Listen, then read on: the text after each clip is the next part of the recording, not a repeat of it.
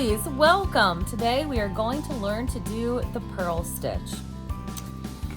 To do the purl stitch is essentially the same as when you do the knit stitch, only the difference is when you purl, your working yarn is in the front of your work and your stabbing motion, how you enter the stitch, you go from back to front as opposed to front to back. So let's begin. So we're going to stab our needle back to front, and we take our yarn and we strangle it. We go up, around, and down. Bring the needle back through the stitch on our left hand needle. So that's dragging through the gutter. And then move the stitch from the left needle onto the right. That's not got off the cliff. Let's go very slowly. Gonna stab back to front.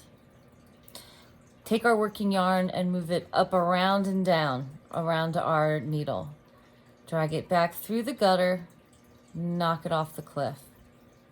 Stab back to front, up, around, and down. Push the needle back through and off the cliff. Here it is very slowly. Back to front, up, around, and down. Back through and off. See, so we're still doing 1, 2, 3, and 4. Here it is again, extra slow.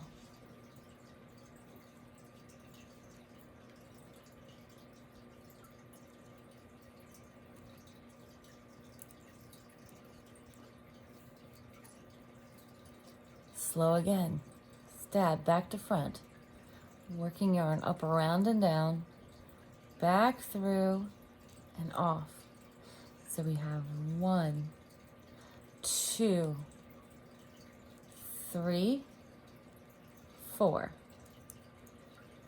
See, and we still are keeping our X. Up, around, and down. Bring it back through. And our needle tips like to be close and off. Back to front, up, around, and down. Bring your needle back through and off. Back to front, up, around, and down. Bring it back through and off. Go back to front, up, around, and down. Bring it back through and off. So when you are knitting every row of a piece, it's called garter stitch. And when you purl every row of a piece, it is also called garter stitch. When you make a purl on one side of your work, on the reverse side, you get a knit. When you knit on one side of your work, on the reverse side, you get a purl. If you purl a row and then knit a row, and then purl a row, and then knit a row, you end up with all of your knits on one side of the fabric and all of your purls on the other. When this occurs, this type of fabric is called stockinette or stocking stitch.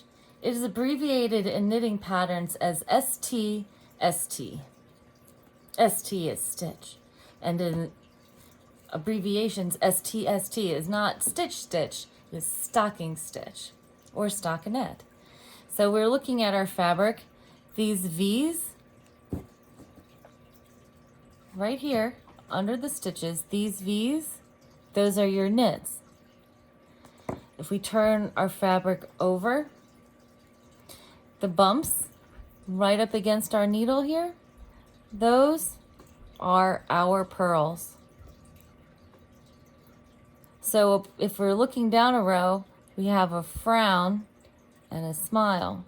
This smile and this frown, that makes your purl stitch. Smile and a frown, that's your purl stitch. And see, so your purl stitch is wide. When we turn our fabric over, we have V's, which make up our knit stitch. See these V's? These V's are nice and tall. Because your knit is nice and tall, like when you are standing up nice and tall, that means that your fabric is going to be longer on one side than it is on the other.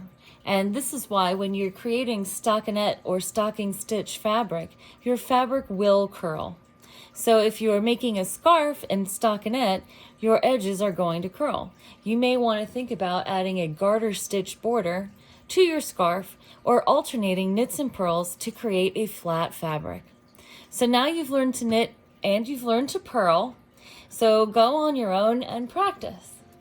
And we'll see you next time. Happy stitching!